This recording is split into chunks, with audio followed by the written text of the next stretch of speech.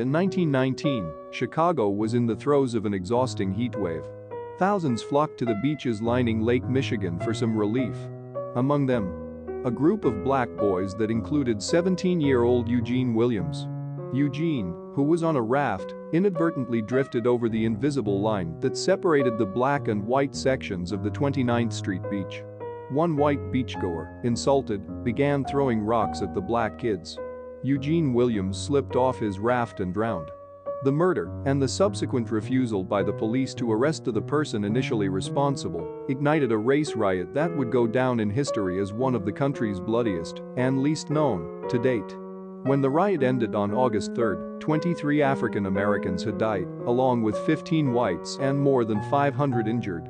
Over 1,000 black families lost their homes after being set alight by the rioters.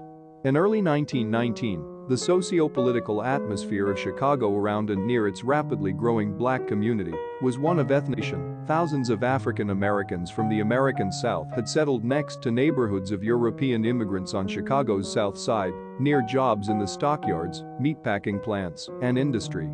Meanwhile, the Irish had been established earlier and fiercely defended their territory and political power against all newcomers.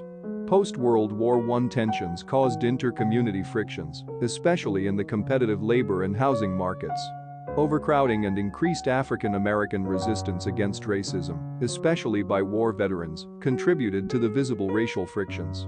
Also, a combination of ethnic gangs and police neglect strained the racial relationships.